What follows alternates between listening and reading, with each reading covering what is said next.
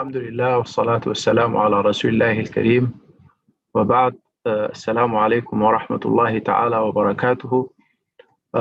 Tansri Zul, Director of IIUM, and my colleagues at IIUM and elsewhere.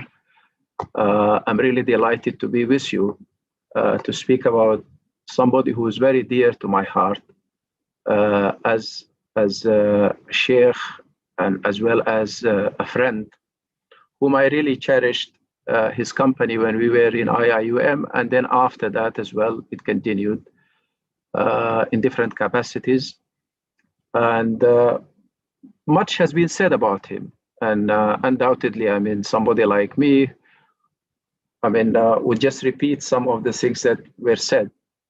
But perhaps the difference is going to be, I have my own personal anecdotes, which might be slightly different from the anecdotes which were said by my colleagues. Starting with Tansri Kamal Hassan, who was very close to ABuSulayman, and most of the things that he said about ABuSulayman, obviously we witnessed this in our interaction and encounter with ABuSulayman as well. Now, as it has been, the usual thing to say, when was the first time I have seen ABuSulayman? Well, the first time there was a workshop in 1985 when I was doing my PhD. We were invited to go to Virginia to attend that workshop. And there, Farouqi was there as well as ABuSulayman. And ABuSulayman was actually the shining star of that workshop. Everybody wanted actually to listen to him and have some private conversation with him. And I was lucky, I guess, to be given that kind of audience with him. I never thought that I would be meeting him again after that encounter in Virginia, but it was destiny, perhaps. After I finished my PhD and I went and worked in University of Khartoum, I was invited by the IIIT office in Khartoum actually to go and serve over there in IIUM. I was a little bit reluctant at the beginning, but I said to myself, well, I don't know where is Malaysia. That was the first time I guess I know it was somewhere in the map. But I had also the pleasure actually of meeting some Malaysians when I was doing my master's and PhD in US. But I took the airplane with my family and the flight landed in Singapore, and then after that to the old airport in Kuala Lumpur. And I stayed there for 23 years after that. After that, I didn't go anywhere else, but I stayed in Malaysia. And I, like the others, but Abdulhamid ABuSulayman obviously made my stay a pleasant thing in Malaysia. But gradually, I started to feel that why Abdulhamid ABuSulayman was in love with that country. And I had the same, I guess, thing. And I stayed there, as I said to you, for 23 years, enjoyable 23 years, which were not interrupted by anything else. But that is life. I have to leave, and I left. But still, I have a house in Kuala Lumpur, and I consider Malaysia is my second home, or perhaps for my children, it is the first country that they know, because all of them were raised over there. Now, when I worked with Abdulhamid ABuSulayman, I've got to say this, that he is somebody who is a good listener, as it has been said, and somebody who would criticize whatever you say in a good way, meaning would engage with you in such a way that will allow you actually to develop your ideas. Perhaps for those who are aware of Socrates, he has this Socratic pedagogy. When you come up with an idea, he would be asking you questions, making criticisms, and allowing you not actually to feel that you have been cornered or something like that, but allowing you actually to develop the idea that you stated at the beginning. And much of the things that actually I developed in Malaysia, perhaps at the beginning, in administration, in academic administration, as well as in helping to build the Kuliah of Islamic Revealed Knowledge and Human Sciences, were in that kind of conversation with Abdulhamid ABuSulayman. You come up with an idea, he's the one who's going to allow you to realize the meaning of the idea and the different aspects of what you have said. Now, one of the things also which were said by about Abdulhamid ABuSulayman in this regard is that he is somebody who is not interested in advancing ideas or coming up with new ideas and full stop, but rather he was very much interested in the applicability of these ideas in a socio-historical context as well.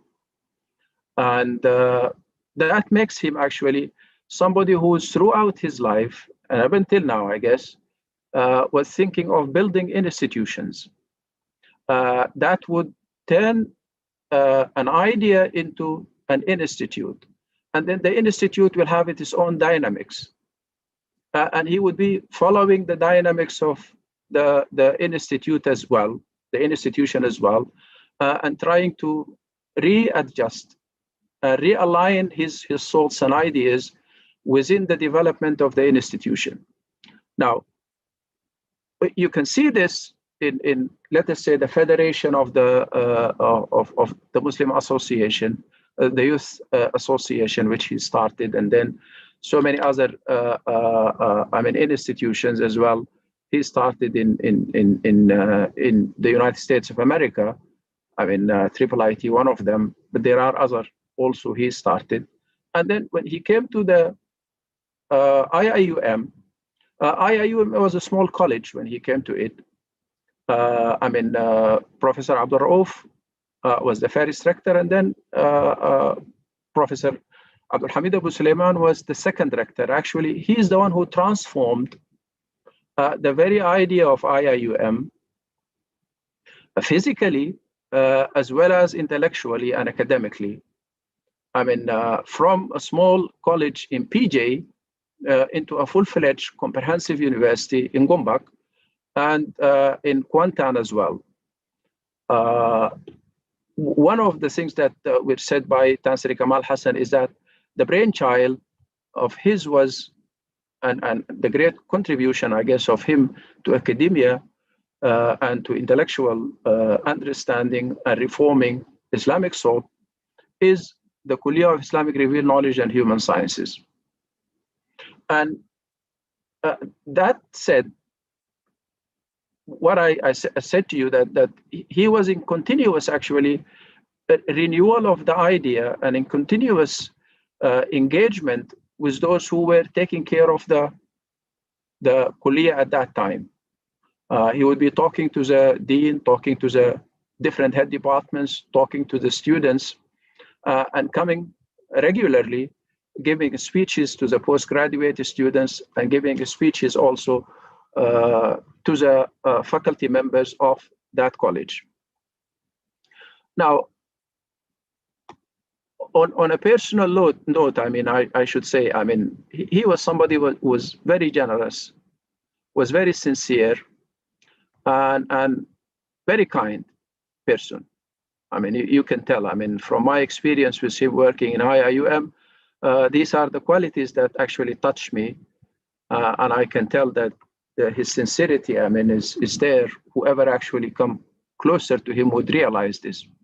Now, going to his intellectual, actually, legacy, a few things, I guess, here can be said about Abdulhamid ABuSulayman and the uniqueness, actually, of his development as an intellectual. When he was in Egypt at the University of Cairo, when he was doing his first degree there, he wrote a book, a pamphlet, actually, on Islamic economics, or Islam and economics, and where there This was published, I guess, in the 60s.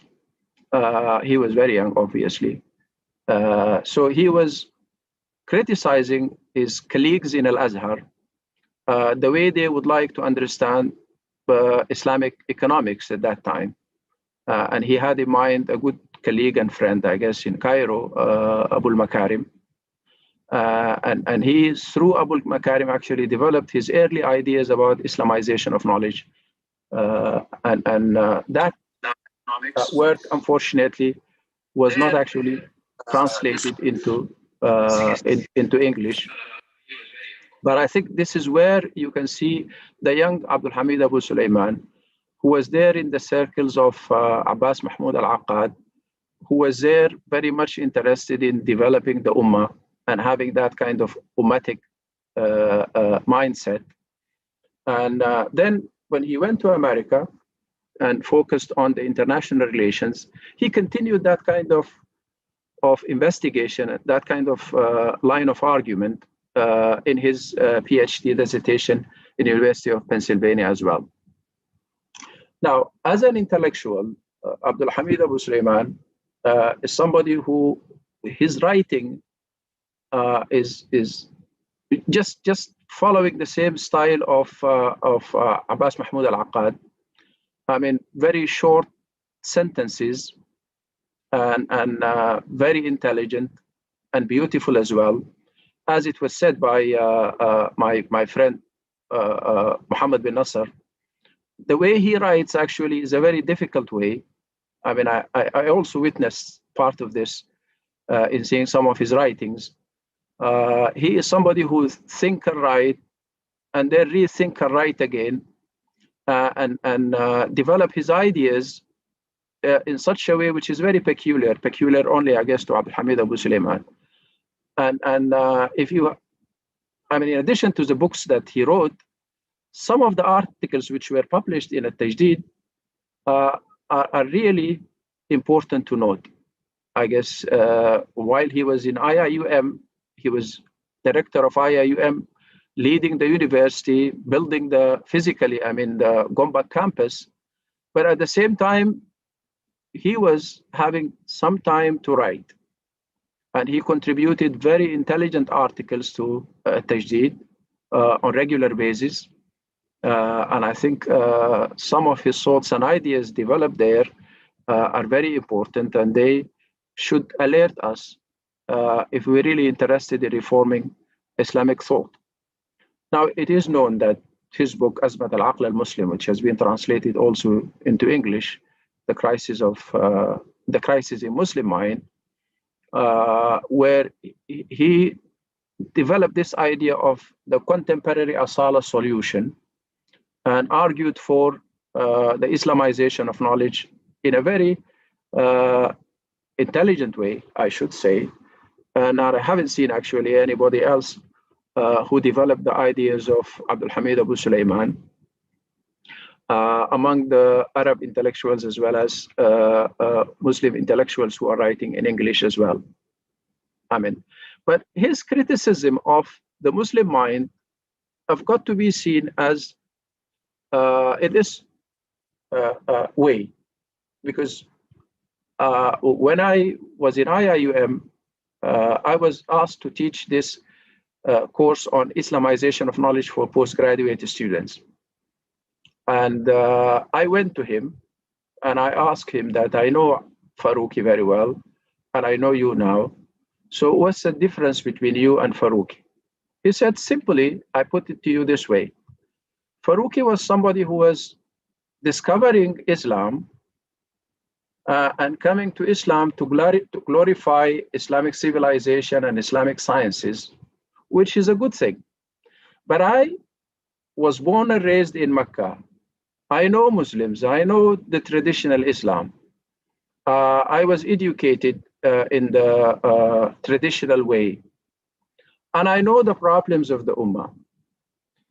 And I was very critical of the Ummah. And I wanted actually to come up with a kind of a self-criticism. I'm not like Farooqi to glorify the Ummah and say we are all good and there are few things that could be added here and there, and then we will lead to humanity. No, we are backward, and we have to realize that we are backward, and we have to know that there is a way, a long way for us to go if we would like to develop the Ummah. And I was very much interested in doing that. So he said, that's the big difference between me and your teacher, Faruqi. And I hope that you would understand from where we are coming, but we all advocating Islamization of knowledge.